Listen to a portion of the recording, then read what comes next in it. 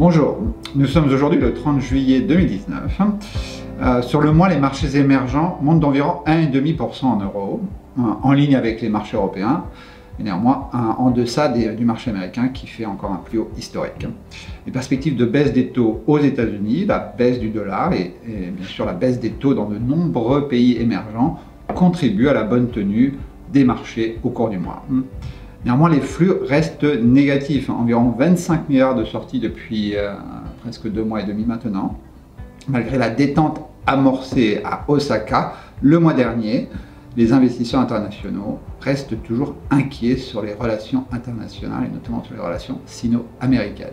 Depuis le début de l'année, GEM Equity affiche une hausse d'environ 18% versus 13% pour l'indice. Comment expliquez-vous cette performance ? Tout d'abord, notre flexibilité a bien aidé, notamment en Chine, où nous avons été successivement surpondérés au premier trimestre, vendus en avril et réachetés de nouveau fin mai. En dépit de l'incertitude sino-américaine, nous n'avons pas hésité à investir largement sur ce marché et notamment sur les actions A de Shanghai et de Shenzhen, qui représentent aujourd'hui 8% du portefeuille. Ailleurs, nos valeurs brésiliennes et russes ont très bien fonctionné également.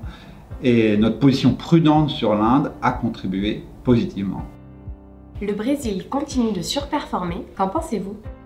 Alors, dans la perspective d'un vote favorable sur la réforme des retraites, effectivement, la bourse brésilienne s'est envolée littéralement au cours des derniers mois. La perspective des baisses des taux également a aidé. On pense qu'on peut couper les taux d'environ 50 points de base.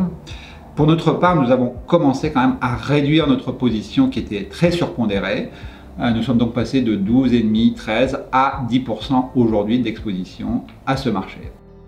Et en Chine, quelle est votre stratégie ? Alors rappelez-vous, le G20 d'Osaka nous avait apporté une certaine dose d'apaisement. Ça ne semble pas impressionner les investisseurs internationaux qui, pour le moment, continuent de vendre les marchés émergents. Nous pensons, nous, au contraire, que c'était une bonne nouvelle. Nous n'attendons pas spécialement d'accord à court terme, mais estimons que la relation sino-américaine n'est plus un problème comme elle l'a été au cours du second trimestre 2019. Par ailleurs, nous estimons que les mesures fiscales chinoises, les mesures domestiques, auront un impact positif dès le second semestre 2019 sur l'économie en général et que l'effet de base, notamment au niveau des profits des entreprises, sera favorable à partir du 4e trimestre de cette année. Nous restons donc très confiants sur les valeurs, et notamment les valeurs domestiques chinoises. Nous sommes également replacés sur certaines valeurs technologiques dans la perspective du développement de la 5G en Chine, qui devrait se faire plus rapidement que prévu. Merci.